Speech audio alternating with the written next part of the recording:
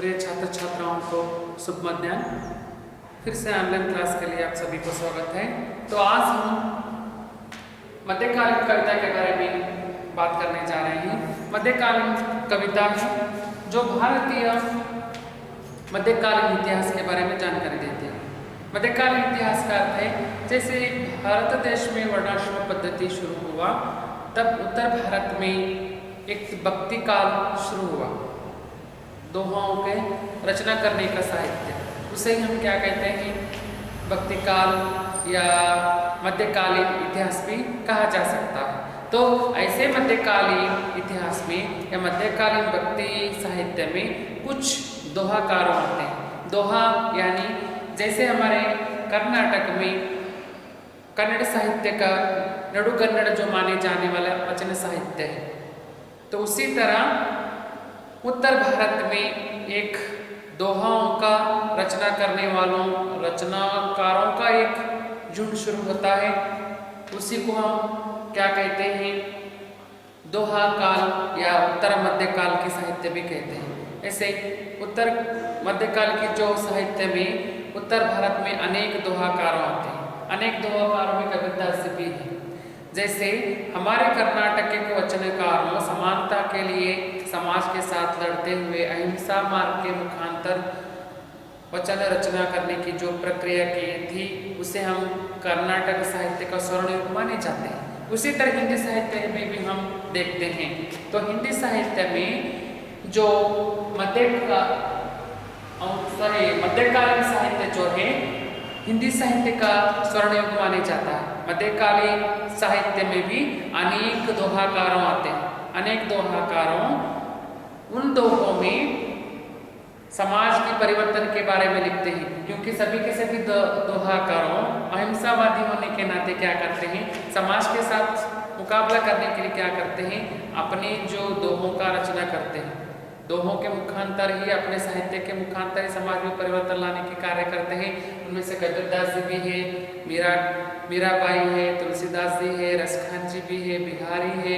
अनेक दोहाकारों दोहा रचनाओं के मुखांतर समाज में परिवर्तन लाने की कोशिश करते। कैसे परिवर्तन, देखिए, समाज में स्त्री पुरुषों को समानता से जीने के अधिकार, साथ ही साथ सब लोग जात पात रहित समाज बनाने का उस साहित्य में है। साथ ही साथ वर्ण रहित समाज बनाने के लिए इर्द गिर्द की भेद भावनाओं मिटाने के लिए, ऊंच नीच की भेद भावनाओं मिटाने के लिए सब लोग मिलजुल कर एकता से जीने की जो सीख होती है उसे ही हम समानता कहते हैं। उसे ही हम समानता कहते हैं। तो ऐसे समानता के प्रति मध्यकालीन दोहा रचनाकारों ने समाज से प्रार्थना करते हैं कि समाज में बदलना है, समाज के नीति नियमों को बदलना है, समाज के रिवाजों को बदलना है, समाज में परिवर्तन लाना है, समाज में समानता के अधिकार सब लोगों को देना चाहिए, समाज में सब लोगों को शिक्षा देना चाहिए, समाज में सब लोग समानता से रहना चाहिए। ऐसे अनेक सोच विचारे उन दोहों में थे।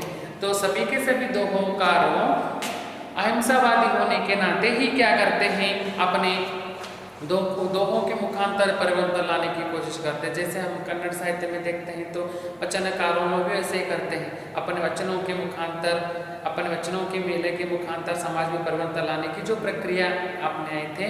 इससे पहले भी मध्यकालीन भारतीय इतिहास में हम देखते हैं तो दोहाकारों क्या करते हैं, अपने वचनों के मुखांतर, अपने दोहों के मुखांतर समाज में परिवर्तन लाने का बहुखूबी कार्य करते हैं। उनमें से प्रमुख है कबीरदास जी। कबीरदास जी के बारे में हम छोटा सा परिचय आज जानेंगे। देखिए, कबीरदास जी समानता के प्रति लड़ने वाले एक संत और दोहाकार माने जाते हैं। समानता के समाज में समानता लाने के लिए अपने आप को समर्पण करने वाले एक दोहाकार, एक संत माने जाते हैं। समाज में ऊंच नीच इर्द गिर्द मिटाने के लिए अपने आप को समर्पण करने वाले एक महान व्यक्ति कबीरदास जी को माने जाते हैं। साथ ही साथ कुल इनका एक ही विचार था। कबीरदास जी की एक ही विचारता से सब लोगों के साथ, समाज के साथ लड़ते रहे कि समाज में सभी को जीने का अधिकार है, सभी को समाज में जीने का अधिकार ही है। तो समानता से जीने का अधिकार दिलाने के लिए बरकस प्रयत्न करने वाले दोहाकारों में कबीरदास जी एक माने जाते हैं। बरकस प्रयत्न करने वाले दोहाकारों में कबीरदास जी एक माने जाते हैं। कबीरदास जी कुल उन्होंने अपनी जीवित अवधि में कुल समाज में परिवर्तन लाने का ही बखूबी कार्य किए हैं। उनके लिए समाज ही घर था। अपने आप को समाज के लिए समर्पण करने वाले एक संत, एक दोहाकार माने जाते हैं। संत का अर्थ है सर्वसंग परित्यागी।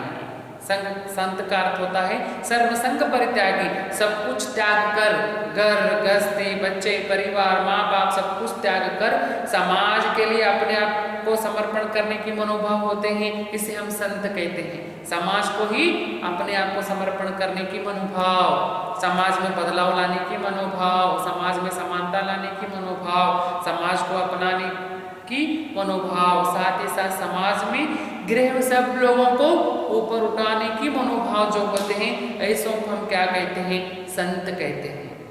संत सब कुछ त्याग देते हैं, घर गृहस्थी, परिवार, बच्चे, जीवन सब कुछ त्याग कर समाज ही मेरा घर है, समाज में रहने वाले सब लोग मेरे हैं, समाज में रहे हुए अंधकारों को मिटाने की कोशिश करते हैं, समाज में अच्छाई फैलाने की कोशिश करते हैं, समाज में सब लोगों को अपनत्व देने की जो कोशिश करते हैं, समाज में सब लोगों को बराबर से जीने की जो अधिकार दिलाने के परकस प्रयत्न करने वाले महान व्यक्तियों को हम संत कहते हैं। यूँ संत भी नहीं बनते हैं। संत बनना आसान नहीं है, संत बनना बिल्कुल कठिनाई है, संत मार्ग अपनाना बिल्कुल मुश्किल है। ऐसे सर्वसंग परित्यागी होना चाहिए, सर्वस्व ही समाज के ऊपर उठाने वाले चाहिए, समाज ही अपना मानकर अपने आप को समाज का सेवक जो मानते हैं, ऐसों को हम संत कहते हैं। ऐसे संतों में कबीरदास जी आते हैं। ऐसे संतों में हमारे मध्यकालीन इतिहास में कबीरदास जी आते हैं, क्योंकि कबीरदास जी घर गृहस्थी, परिवार सब कुछ छोड़कर अपने आप को समाज सेवा में लगाते हैं, अपने आप को समाज के लिए समर्पण करते हैं, समाज ही उनका मानते हैं, समाज के लिए अपने आप को अर्पण करने वाले दोहाकारों में, समानता फैलाने के लिए कोशिश करने वाले दोहाकारों में कबीरदास जी प्रथम पंक्ति में या प्रथम श्रेणी में आते हैं। ऐसे कबीरदास जी का जन्म देखिए काशी में होता है। काशी तो आप लोग जानते हैं उत्तर भारत में आने वाला एक प्रमुख शहर काशी माने जाते हैं। उस काशी को वाराणसी भी कहते हैं, बनारसी भी कहते हैं, काशी भी कहते हैं। ऐसे एक शहर में एक विधवा ब्राह्मणी से इनका जन्म होता है। एक विधवा ब्राह्मणी स्त्री से इनका जन्म होता है। जन्म होने के बाद इनका पालन पोषण जो है एक जुल्हा परिवार में नीरू नीमा पति पत्नी से होता है। जुल्हा परिवार का अर्थ है कपड़ों की जो कढ़ाई बुनाई करते हैं, कपड़े बनाने का काम करते हैं, चाहे वो इस्लाम के हो या चाहे हिंदू की हो, उनको हम जुलाहे कहते हैं, जुलाहे परिवार वाले कहते हैं। इसी तरह एक इस्लाम परिवार में जुलाहे यानी कपड़े बनाने का काम करने वाले नीरू नीमा पति पत्नी ने इनका पालन पोषण करते हैं, शिक्षा आदि देने की कोशिश करते हैं। लेकिन कभी कबीरदास जी बचपन से अलग ही थे। बचपन से ही उन्होंने ऐसे जात पात को देख चुके थे, बचपन से ही इर्द गिर्द की भेदभावनाओं को देख चुके थे, बचपन से ही समानता के बारे में सोच विचार करने वाले कबीरदास जी कभी स्कूल नहीं गए हैं, पढ़ाई के नज़दीक भी नहीं गए हैं। यूं ही उनका जीवन शुरू हुआ, यूं ही वो बड़े भी हो गए और समाज में अपने आप को समर्पण करने की कोशिश भी करने लगे। ऐसे कबीरदास जी का जन्म काशी में ही एक विधवा ब्राह्मणी से हो जाता है। उसके पास नीरू नीमा नामक जुलाहे परिवार वाले पति पत्नी इनका पालन पोषण करते हैं, लेकिन शिक्षा देने की कोशिश बहुत करते हैं। कभी ये शिक्षा से दूर जाते हैं, शिक्षा से दूर जाकर समाज को सुधारने की कोशिश करने वाले सुधारकों में से एक बन जाते हैं। देखिए उनका परिचय किताब में भी दिया गया है। संत काव्य धारा की सर्वाधिक, संत काव्य धारा यानी सर्वस्व ही समाज को समर्पण करने वाले व्यक्तियों को संत कहते हैं। ऐसे संत काव्य धारा का सर्वाधिक प्रभावशाली एवं भक्तिकालीन निर्गुण भक्ति के प्रवर्तक कबीरदास जी का जन्म काशी के निकट 1399 में हुआ। नीमा एवं नीरू नामक जुल्हा दंपति ने आपका पालन पोषण किया है। देखिए संत काव्य धारा के सर्वश्रेष्ठ कवि कबीरदास जी को मानते हैं। संत का अर्थ मैं इससे भी पहले समझा चुका हूँ। सर्वसंग परित्यागी, सबको समाज के लिए समर्पण करने वाले व्यक्तियों को हम संत माने जाते हैं। ऐसे संत काव्य धारा के प्रभावशाली कवि इनको माने जाते हैं, सर्वाधिक प्रभावशाली कवि इनको माने जाते हैं। साथ ही साथ भक्तिकालीन हिंदी साहित्य में निर्गुण शाखाओं को अपनाने वाले कवि कबीरदास जी को माने जाते हैं। देखिए इस भक्तिकालीन साहित्य में हम देखते हैं इस भक्तिकालीन साहित्य में दो प्रकार के कवि आते हैं, दो प्रकार के कवियों आते हैं। उसमें से सगुण धारा के भी कुछ कवि आते हैं, निर्गुण धारा के भी कुछ कवि आते हैं। तो यहाँ पर कबीरदास जी निर्गुण धारा के कवि माने जाते हैं। निर्गुण धारा का अर्थ है सिर्फ भगवान के आदेशों का पालन करना है। उन्होंने कभी कहीं मूर्ति पूजा नहीं करते हैं, भगवान के सामने बैठकर भजन नहीं करते हैं, कभी भगवान के सामने झुकते नहीं है, कभी भगवान ही सब कुछ नहीं मानते हैं। भगवान के आदेशों को, भगवान के संदेशों को अपनाकर समाज परिवर्तन करने की कार्य करने की कोशिश करते हैं। मूर्ति पूजा का जो खंडन करते हैं, मूर्ति पूजा कहीं भी हो कर ही नहीं सकते हैं। सिर्फ भगवान के संदेशों का पालन करते हुए संत बनकर समाज को सुधारने की कोशिश करते हैं। ऐसों को हम निर्गुण धाराओं के कवि माने जाते हैं।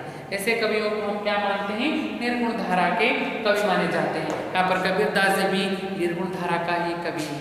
कबीरदास जी भी निर्गुण धारा के ही कवि हैं।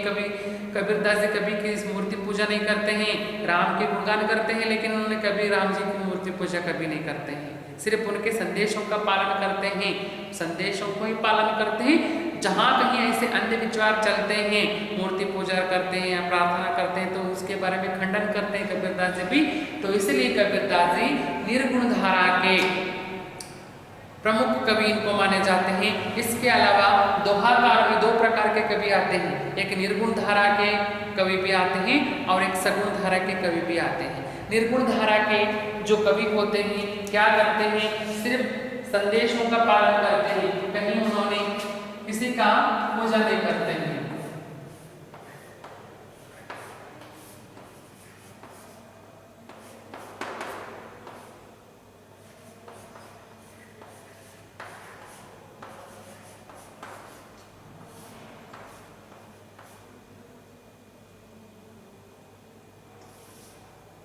दो प्रकार के भक्तियां होते हैं, सगुण धारा, निर्गुण धारा। निर्गुण धारा सिर्फ भगवान के आदेशों के जो पालन करते हैं, कहीं उन्होंने मूर्ति पूजा नहीं करते हैं, सिर्फ काम ही सब कुछ मानते हैं, ऐसों को निर्गुण धारा के कवि माने जाते हैं। सगुण धारा का अर्थ, निर्गुण धारा में बिल्कुल नास्तिक होते हैं, कहीं उन्होंने मूर्ति पूजा नहीं करते हैं, नास्तिक होते हैं, उनको हम निर्गुण धारा के कवि माने जाते हैं। तो निर्गुण धारा में ही प्रमुख कवि कबीरदास जी को मानते हैं। उसके बाद सगुण धारा।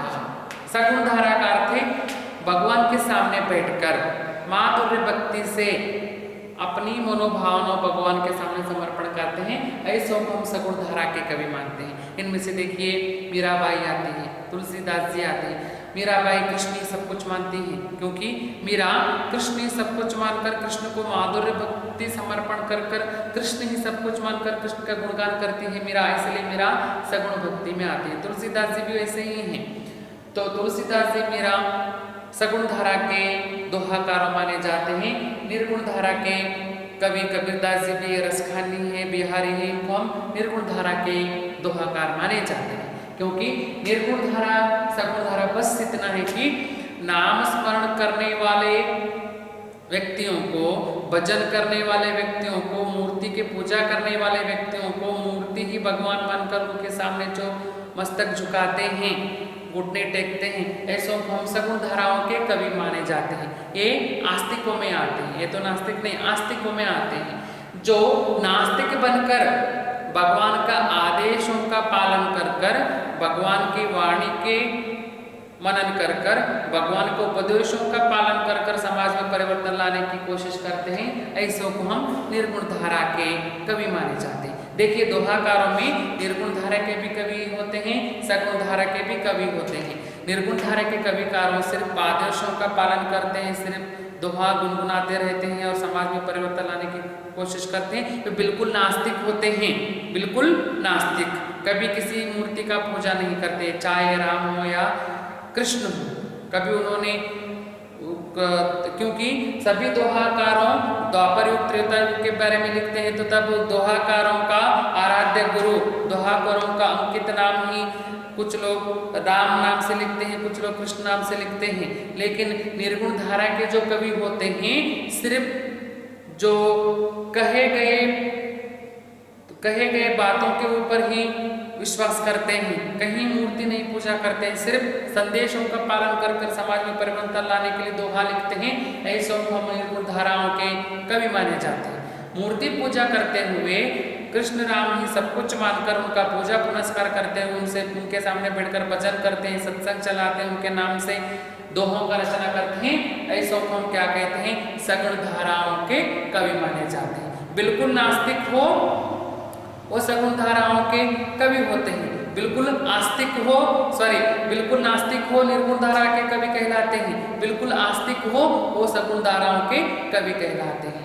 निर्गुण धारा सगुण धारा दोनों दोहोकारों हमारे मध्यकालीन इतिहास में आते हैं। इसके अलावा कुछ लोग कृष्ण का गुणगान करने वाले कवि होते हैं, कुछ लोग राम का गुणगान करने वाले कवि दोहाकारों भी होते हैं। राम के गुणगान कर दोहा रचना करने वाले दोहाकारों को हम राम भक्ति के शाखाओं के कवि माने जाते हैं।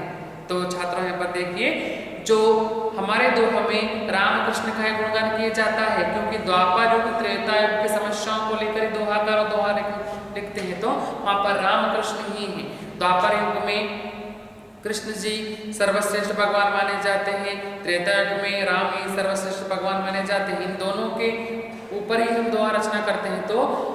तो इन निर्गुण धाराओं सगुण धाराओं के अलावा राम के गुणगान करने वाले दोहाकारों को राम शाखा के कवि माने जाते हैं।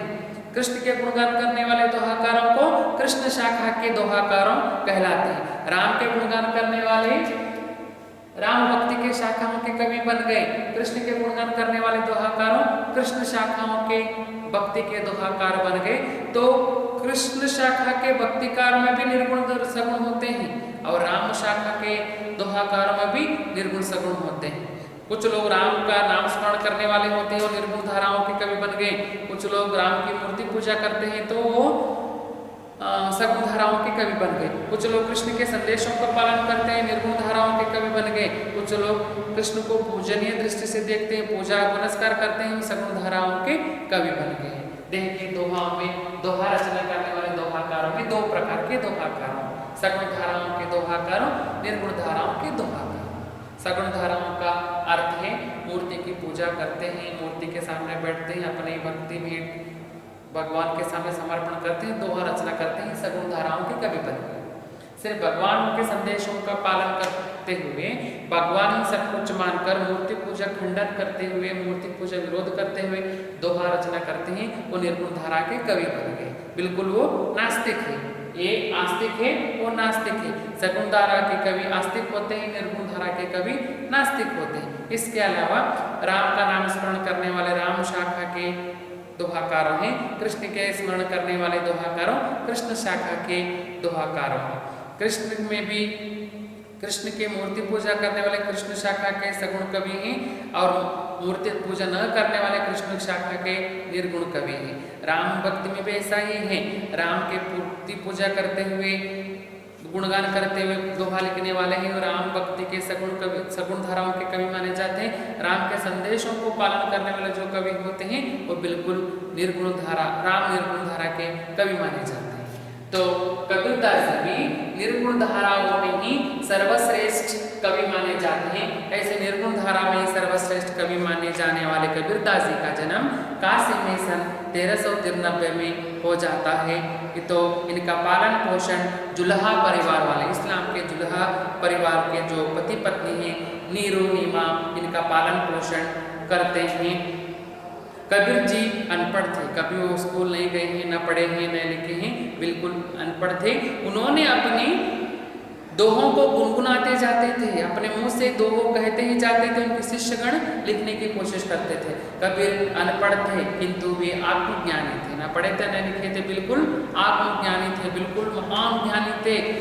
चाहे तो उनके मुंह से दोहा पट पट पट पट पट निकलते जाते थे, पट पट पट। एक दृश्य को देखते थे उसके बारे में दोहा कहते थे, एक घटनाओं को देखते थे उसके बारे में एक दोहा लिखते थे, एक अच्छे घटना देखे तो भी दोहा बुरा घटना देखे तो भी दोहा गुनगुनाते थे। ऐसे आत्मज्ञानी दोहों को गुनगुनाने की काम करते थे। रामानंद जी की शिष्यों में से प्रभावित कबीरदास जी को कुछ लोग रामानंद का ही शिष्य माने जाते हैं।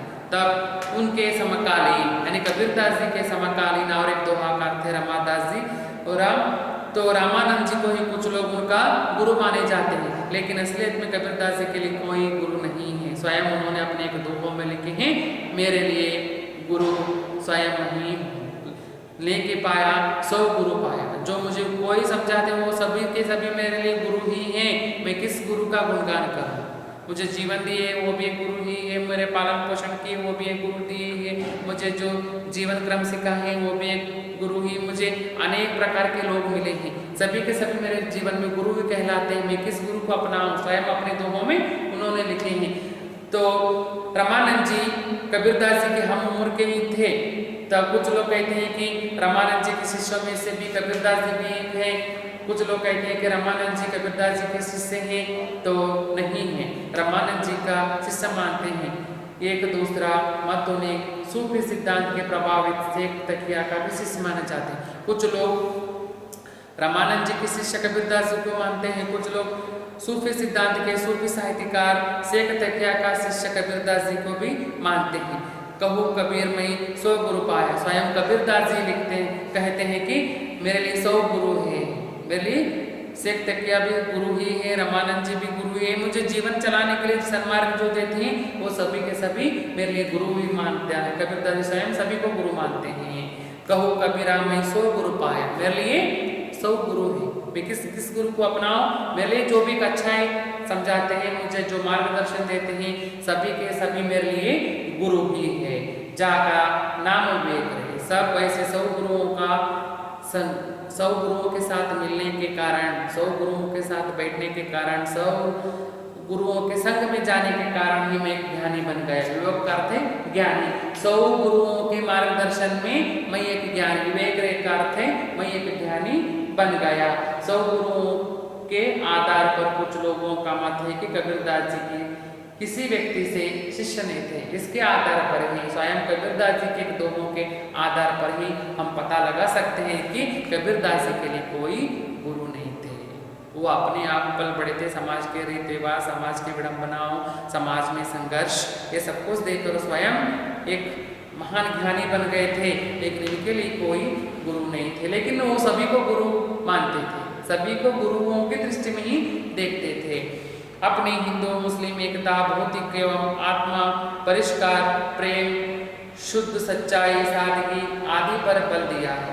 देखिए उन्होंने सभी को समान दृष्टि से देखते हैं, कभी किसी को जाति भेद से नहीं देखे, उन्होंने सभी को समान रीति से ही देखने वाले कबीरदास जी हिंदू मुस्लिम जो को अपनाने की कोशिश करते हैं, समानता लाने की कोशिश, सभी को एक दृष्टि से देखते हैं। इनका बौद्धिक विचार बिल्कुल था कि समाज में समानता लाए, समाज में समानता लाने के लिए कोशिश करने वाले एक व्यक्ति बिल्कुल महात्मा थे और एक ज्ञानी थे। शुद्ध प्रेम से समाज को अपनाते थे, समाज में रहने वाले नीचे गिरे लोगों को उठाने की कोशिश करते थे। सच्चाई सादगी पर हद से ज़्यादा महत्व देते थे।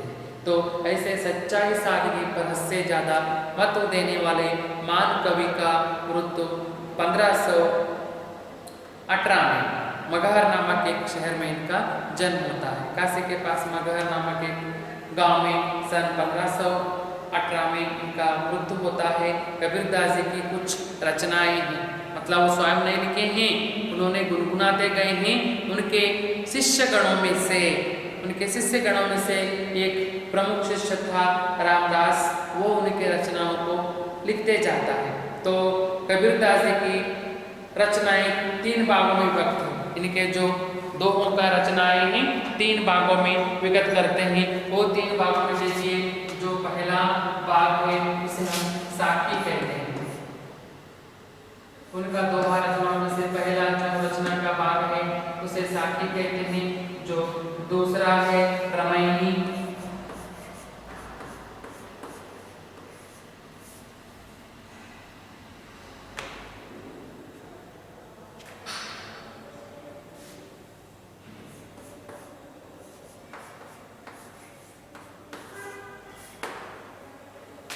कबीरदास जी के दोहों के रचनाओं को हम 3 भागों में देखते हैं। उनका दोहों का रचनाओं का पहला भाग है सबई साखी, दूसरा भाग है सबद, तीसरा भाग है रमैनी। साखी सबद रमैनी 3 भागों में इनके दोहों को बांटे जाते हैं। कबीरदास जी के शिष्यगण लिखे हुए कबीरदास जी के दोहों, उन दोहों में 3 भागों में हम बांटते हैं, साखी सबद रमैनी। ये तीनों भागों साखी सबद रमैनी दोहों के तीनों भागों को बीजक नामक एक ग्रंथ में रखा गया है।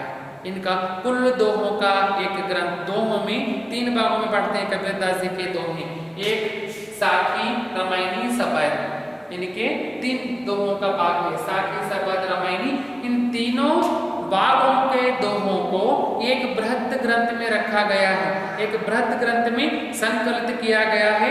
उस ग्रंथ का नाम ही है बीजक। कबीरदास जी के कुल दोहों का एक प्रमुख ग्रंथ है, 3 भागों में बांटे हुए दोहों का एक प्रमुख ग्रंथ है, उस ग्रंथ का ही नाम है बीजक। बीजक नामक प्रमुख ग्रंथों में इनके दोहे 3 भागों में मिलते हैं।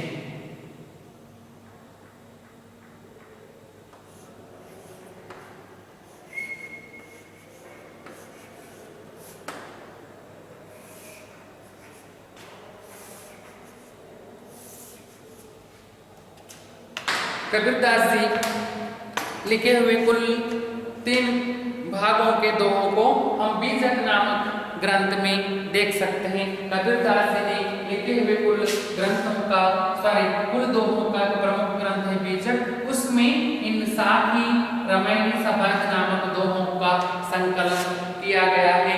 बीजक नामक ग्रंथ इसमें संकलित है। इनके बीजक नामक ग्रंथ में कुल इनके दोहे मिलते हैं। कबीर की भाषा प्राय खिचड़ी है। कबीरदास जी के दोहों में एक ही भाषाओं का प्रयोग नहीं है, तो उन्होंने अनेक प्रकार की भाषाओं का, वही हिंदी के बोली, उपबोली, हिंदी के अनेक बोलियों का प्रयोग उनके दोहों में कर चुके हैं। तो कुल मिलने के कारण खिचड़ी भाषा कहलाता है। देखिए, हम एक बार घर में खिचड़ी बनाने के लिए कोशिश करते हैं तो उसमें तरह तरह के दाल, चावल और मसाला पदार्थ सब कुछ मिलाना पड़ता है।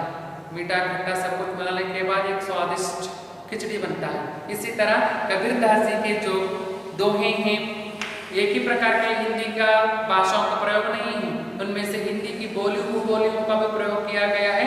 प्रायः इसलिए उनके साहित्य को, उनके दोहों के साहित्य को ही खिचड़ी भाषा कहते हैं। साधु खड़ी भाषा कहा जाता है, जिसमें ब्रज भाषाओं का प्रयोग किया गया है, अवधी भाषाओं का प्रयोग किया गया है, राजस्थानी भाषाओं का प्रयोग भी किया गया है, अरबी, फारसी आदि शब्दों का प्रयोग इनके दोहों में मिलते हैं।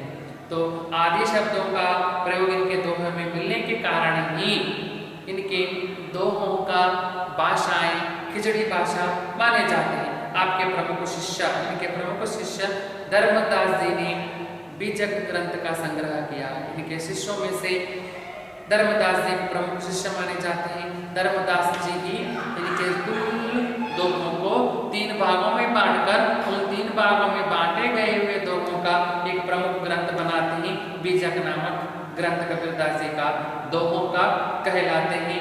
तो आज हम कबीरदास जी के 10 दोहों के बारे में जानने की कोशिश करते हैं। उन 10 दोहों में उन्होंने कैसे संदेश हम लोगों के लिए दिया गया है। एक एक दोहा, एक एक संदेश। दोहों का अर्थ है संदेश। उस दोहों में दिया गया विषय, उस दोहों में दिया गया सार से हम लोगों को क्या मिलता है, हम लोगों को क्या मिलता है। तो कुल 10 दोहे कबीरदास जी की आज की इस क्लास में है हम बात करते हैं। तो कुल 10 दोहों में उन्होंने कैसा संदेश हम लोगों के लिए दिया है, हम लोगों के लिए कैसा संदेश दिया है कि उनमें से देखिए 10 दोहों में, प्रस्तुत दोहों में कबीर ने गुरु की महिमा, प्रस्तुत इन दोहों में कबीरदास जी गुरु की महिमा के बारे में बात करते हैं। शरीर की नश्वरता, देखिए जो हमारा सुंदर काया है, ये काया जो हमारा है इसे हम शरीर कहते हैं। सुंदर काया का महत्व क्या है, सुंदर काया का महत्व क्या है। शरीर एक न एक दिन मिटने वाला ही है। तो यहाँ पर प्रमुख गुरु की महिमा के बारे में बात करते हैं, शरीर की नश्वरता के बारे में बात करते हैं, परमात्मा की सर्वव्यापकता, उसके बाद परमात्मा हर जगह है। दोहाकारों का कहना है कि परमात्मा हर जगह में है, क्योंकि परमात्मा हो तो सृष्टि चल रही है। सृष्टि का गोचर सत्य किसी को पता नहीं, सृष्टि चल रहा है। सुबह होता है, शाम होता है, धूप आता है, छाँव आता है, सूरज आता है, चंद्रमा आता है, दिन रात की महसूस होती है, बरसात आती है, हरियाली फैल जाती है, हम लोगों को हवा मिलता है, फूल फल हम लोगों के लिए बन रहे हैं, हरियाली हम लोगों के लिए है, हम लोगों के लिए फसल बन रही है। क्यों बन रहे हैं, कौन बना रहे, किसी को पता नहीं, लेकिन ये सृष्टि चल रही है। इस सृष्टि को ही हम क्या कहते हैं, भगवान मानते हैं। रहने के लिए पृथ्वी है, उसके ऊपर हमारा जीवन चलने लगा है, पीने के लिए पानी मिलता है, खाने के लिए अन्न मिलता है। ये जीवन चलाने के लिए हम लोगों को मुफ्त में सृष्टि जो दे रही है, यही भगवान कहलाता है। तो इसलिए कबीरदास जी कहते हैं कि परमात्मा हर जगह फैल गए हैं, परमात्मा हर जगह फैल गए हैं। तो सृष्टि की परमात्मा का सर्वव्यापकता का अर्थ है हर जगह परमात्मा है, हर वस्तु में परमात्मा है, हर व्यक्तियों में भी परमात्मा है। भक्ति भावना, तो भगवान के सामने भक्ति भावनाओं किस तरह समर्पण करना है, भगवान के सामने भक्ति भावनाओं किस तरह समर्पण करना है। भक्ति का अर्थ है समर्पण मनोभाव, दासत्व मनोभाव, दास बनकर उस व्यक्ति का गुणगान करना है जिस व्यक्ति को हम चाहते हैं, यही भक्ति कहलाती है। भगवान का अर्थ है भगवान की शरण में हम जाते हैं, दासत्व से भगवान के सामने हम बैठ जाते हैं, सर्वस्व भगवान को समर्पण कर कर उससे प्रार्थना करते हैं, यही भक्ति कहलाती है। भक्ति साथी नीति परक, मतलब जीने के लिए मार्गदर्शन चाहिए, उसे नीति कहते हैं। व्यक्ति को सही रास्ते में जाने के लिए, सच्चाई झूठाई अपनाने के लिए उस एक नियम को अपनाते हैं, वही नीति मार्ग कहलाते हैं। कहते हैं देखो बड़ों बुजुर्गों समझाते हैं तो उनके बात समझना जरूरी है, बड़ों के मार्गदर्शन में जाना जरूरी है, क्योंकि बड़ों से सब कुछ जानते हैं जीवन के बारे में, इसलिए वो हम लोगों को नीति मार्ग देते हैं, उनका सुनना जरूरी है। नीति मार्ग आदि गुणों पर प्रकाश डाला गया है। इन सभी विषयों को लेकर आज कबीरदास जी के कुल 10 से दोहे यहाँ पर दिया गया है। उन दोहों में से पहला दोहा जो है गुरु के बारे में आज हम देखें। गुरु का अर्थ है हम लोगों को पत्थर से मूर्ति बनाने वाले जो होते हैं उनको गुरु कहलाते हैं। एक व्यक्ति के जीवन में हजारों प्रकार के लोग आते हैं, सुबह के सभी गुरु कहलाते हैं। अच्छा जो भी सिखाते हैं, अच्छा मार्ग हम लोगों के लिए देते हैं, अच्छा ही शब्द हम लोगों को सुनाते हैं, वो गुरु कहलाते हैं। सभी के सभी गुरु ही हैं। बचपन जैसा हमारा जन्म होता है, माँ बाप हम लोगों का पालन पोषण करते हैं, माँ बाप हम लोगों का पालन पोषण ही करते हैं। पिताजी बाहरी व्यवहार सिखाते हैं, जीवन के व्यवहार सिखाते हैं, वो भी गुरु ही है। माँ हम लोगों को प्यार करती है, लालन पालन करती है, पोषण करती है, हम लोगों को चलाना उठना बैठना सीखना बोलना सब कुछ सिखाती है माँ, ये भी गुरु ही है। इसलिए कन्नड़ में कहावत भी है, जननी ताने मुदल गुरु जननी दा पाठ कलित जनर नाव धन्यरो कहते हैं। जननी यानी जन्म देने वाली माँ, हम लोगों को पहले जन्म देने वाले माँ ही हम लोगों के लिए गुरु है, क्योंकि सब कुछ सिखाती है, कैसा चलना है, कैसे बैठना है, कैसे उठना है, कैसे बात करना है, कैसे खाना खाना है, बड़ों को कैसे इज्जत देना है, छोटों को कैसे प्यार करना है। माँ बचपन से लेकर जीवन के हर क्रम में माँ सिखाती है। तो माँ हम लोगों के लिए पहली गुरु है, माँ हम लोगों के लिए पहली गुरु है। पिता भी हम लोगों के लिए गुरु के समान ही है, क्योंकि पिता भी हम लोगों को हद से ज़्यादा ख्याल करते हैं, बेटा क्या करता है, कहाँ जाता है, कहाँ बैठता है, कहाँ उठता है, स्कूल में कैसा है, कैसे मार्क्स लेता है, क्या सब कुछ ख्याल करते हैं। तो एक व्यक्ति का जीवन शुरू होता है घर से, घर ही हमारा पहला पाठशाला है। हर एक व्यक्ति के लिए घर ही पहला पाठशाला। उस पहले पाठशाला में माँ बाप ही हम लोगों के लिए गुरु माने जाते हैं। घर में बुजुर्गों नीति कहानियाँ सिखाते हैं, जीवन के क्रम सिखाते हैं, वो भी गुरु ही हैं। बचपन में हम लोगों को घर से जो सिखाकर बाहर भेजते हैं वो सभी हम लोगों के लिए गुरु ही कहलाते हैं। इसके बाद जैसे कक्षा में आए, कक्षा में आने के बाद हाथ पकड़कर आइए सिखाते हैं, जीवन के क्रम सिखाते हैं, शिक्षा नामक 2 शब्द हम लोगों को सिखाते हैं, वो भी गुरु ही है। आंतरिक गुरु जो घर में हैं, हम लोगों के पालन पोषण करने वाले, हम लोगों का सही गलत के बारे में हिसाब किताब लगाने वाले, हम लोगों के जीवन के बारे में सोचने वाले, घर में रहने वाले गुरु माँ बाप। बाहर आने के बाद जो कक्षा में बैठकर हम उन व्यक्तियों का बातें हम सुनते हैं, उनके मार्गदर्शन में हम जाते हैं, ये भी गुरु ही कहलाते हैं। गुरु के बिना किसी का जीवन परिपूर्ण नहीं है, गुरु से ही शुरू होता है, गुरु ही सब कुछ है। गुरु के बिना जीवन नश्वर है। गुरु के बिना देखिए, हमारे जो भीतर एक इच्छा है, हमारे भीतर एक इच्छा है अंदर, उस इच्छाओं को बाहर डालने के लिए गुरु की मार्गदर्शन होती है। तो गुरु वो तो सब कुछ करते हैं। इसके लिए एक छोटा सा उदाहरण मैं बताता हूँ। APJ अब्दुल कलाम जी एक छोटे से गांव में जन्म लेने वाले एक मामूली व्यक्ति थे। एक इस्लाम परिवार में जन्म लेने वाले एक मामूली व्यक्ति, तमिलनाडु के रामनाथपुरम नामक एक छोटा सा गांव है। उस गांव में इनका जन्म होता है। समुद्र के आसपास इनका गांव था। समुद्र में जो मिले हुए सीप मोतियों से बने हुए कुछ घर को सजावट करने वाले सामान का बेचने वाला दुकान इनका था। तो इनके बड़े भाई दुकान चलाते थे। कभी APJ अब्दुल कलाम जी को कभी कभी फुर्सत मिलता है तो तब जाकर दुकान में बैठते थे। दुकान में बैठते थे तब ऊपर आसमान में उड़ने वाले हवाई जहाज़ों को देखकर सोचते थे कि मैं कब ऐसे उड़ाने बनूं, मैं भी ऐसे उड़ाने बनना चाहता हूँ, मैं भी ऊपर उड़ना चाहता हूँ। ऐसे सोच विचार इनके थे तो बचपन में। तो गांव की प्राथमिक शिक्षा इनका समाप्त होता है। होने के बाद हाई स्कूल शिक्षा पाने के लिए गांव से दूर एक शहर में आते हैं। रेसिडेंशियल क्रिश्चियन स्कूल में रहते हैं। उस रेसिडेंशियल क्रिश्चियन स्कूल में रहते समय अय्यादुरई सोलोमन नामक एक विज्ञान शिक्षक थे। अय्यादुरई सोलोमन जी विज्ञान शिक्षक, साथ ही साथ जहाँ APJ Abdul Kalam boarding hostel में रहते थे, उस हॉस्टल के वो वार्डन भी थे। दिन पर टीचर बनकर काम करते थे, रात में इन लोगों का सेवक बनकर या वार्डन बनकर रहते थे। तो उन्होंने इस व्यक्ति को पहचानते हैं, इसके मन में कुछ बनने की चाह है। तो तब इनका इच्छा भी सदृढ़ था, आशाएं भी सदृढ़ थे, उम्मीद भी सदृढ़ थे। तो ऐसे गुरु उनको मिल गया। इच्छाएं आशाएं उम्मीद सदृढ़ बनाकर गांव से शहर जाकर पढ़ने वाले एक मामूली सी व्यक्ति थे APJ अब्दुल कलाम जी।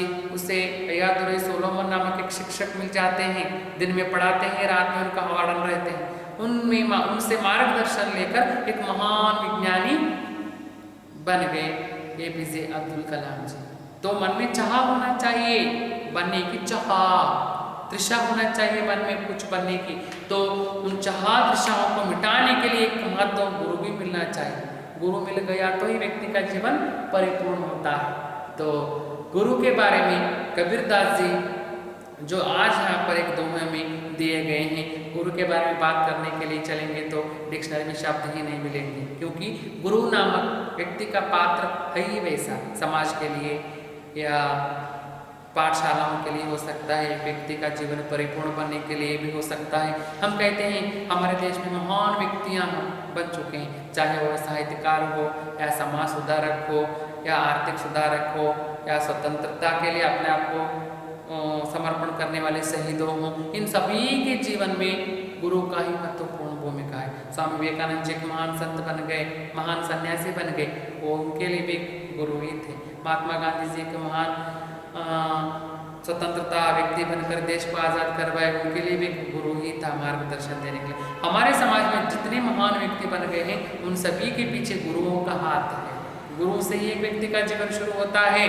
पहले कह चुका हूँ कि घर से ही हमारा गुरुओं हैं, जो हम लोगों को जीवन बनाने के लिए मार्गदर्शन देते हैं। वो चाहे छोटे हो या बड़े हो, भाई बहन हो, माँ बाप हो, सभी हो, वो हम लोगों के लिए गुरु ही बन जाते हैं। गुरु के बिना कुछ हो ही नहीं सकता, गुरु ही सब कुछ है।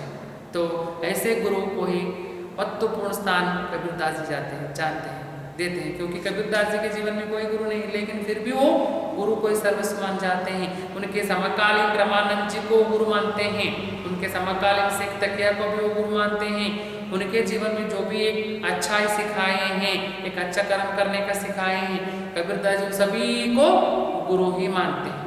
कबीरदास जी के लोग सब गुरु ही बन गए हैं। तो कबीरदास जी के दोहों में जो गुरु के गुणगान किए हुए उनके दोहों कल के क्लास में देखेंगे। छात्रों धन्यवाद।